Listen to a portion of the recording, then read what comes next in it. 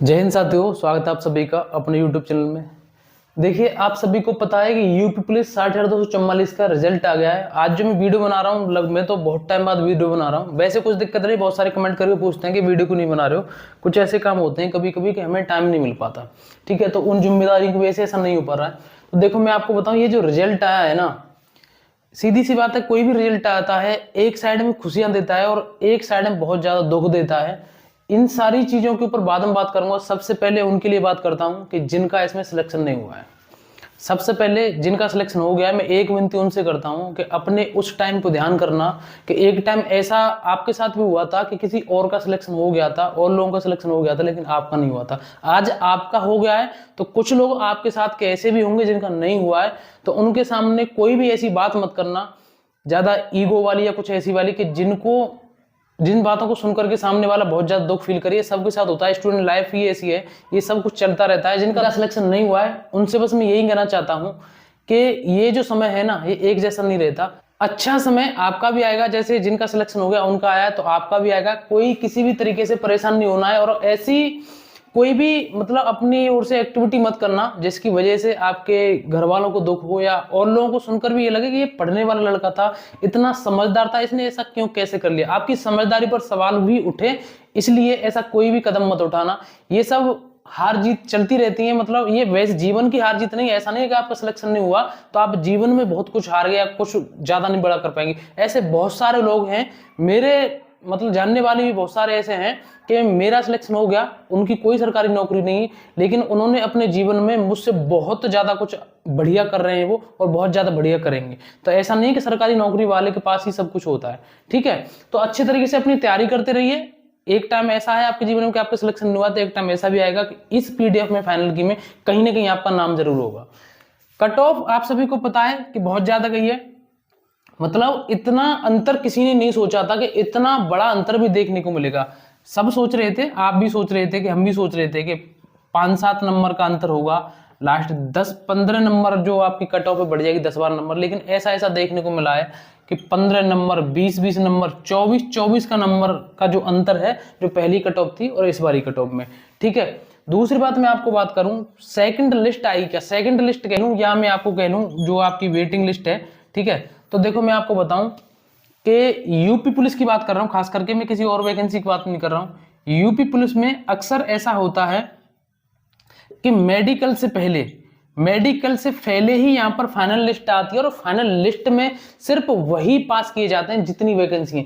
यहां 60,244 वैकेंसी थी, इसका मतलब ये समझ लीजिए कि 60,244 के लिए ही फाइनल सिलेक्शन की जो लिस्ट आएगी। उसके बाद मेडिकल में चाहे 2,000 फेल हो जाओ या 3,000 हो जाओ, तो उनकी कोई भी वेटिंग लिस्ट नहीं आती, उनको कैरी फॉरवर्ड कर दिया जाता है, यानी कि आगे की जो नई वैकेंसी आएगी उसमें उनको जोड़ दिया जाएगा। दूसरी बात मैं आपको बता दूं, कुछ ऐसे भी होंगे जो यहाँ पर मेडिकल में फेल होंगे, कुछ ऐसे भी होंगे जो ऐसी जॉब में है वहां से नहीं आ सकते मेडिकल में किसी भी तरीके से। जैसे बहुत सारे ऐसे होते हैं जो बीएसएफ में है, उसमें सीआरपीएफ में है, या बाहर की जो कोई और अदर जॉब है उसमें से यहाँ फॉर्म भरते थे तो नहीं आ पाते छुट्टी लेकर के मेडिकल के लिए, तो कुछ वहां से भी वैकेंसी खाली रहेंगी। वैकेंसी तो खाली आती है, आप सभी को पता है, पूरी तो जो नहीं भरती, कुछ मेडिकल में फेल होंगे। लेकिन उसका एक ये है कि आप सभी मिल करके अगर भर्ती बोर्ड को ट्वीट करें तो हो सकता है कि इस बार भर्ती बोर्ड एक नई ये चीज लागू कर दे कि भाई वेटिंग लिस्ट निकाल। वैसे मैं आपको बता दूं, इस जो पीडीएफ में भी ये साफ साफ बता दिया गया कि कोई भी प्रतीक्षा सूची नहीं जारी की जाएगी, ये साफ शब्दों में बता दिया गया है, ठीक है।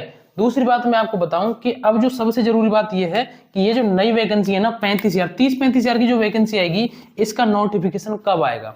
तो देखो, इसका नोटिफिकेशन दो ही चीज है। देखो, कोई अगर आपको बता रहा है कि डेट बता रहा है अगर आपको कोई कि आपका जो नोटिफिकेशन है उस दिन आ जाएगा या उस तारीख को आ जाएगा या उस महीने में आ जाएगा, तो वो गलत है। लेकिन बस मैं इतना कह सकता हूं कि ये जो नोटिफिकेशन है नई भर्ती का, ये ज्यादा लेट नहीं होगा, ठीक है, ज्यादा लेट नहीं होगा। अब इनका तुरंत मेडिकल करा के इनको बहुत जल्दी कुछ टाइम में ही इनको ट्रेनिंग को भेज दिया जाएगा।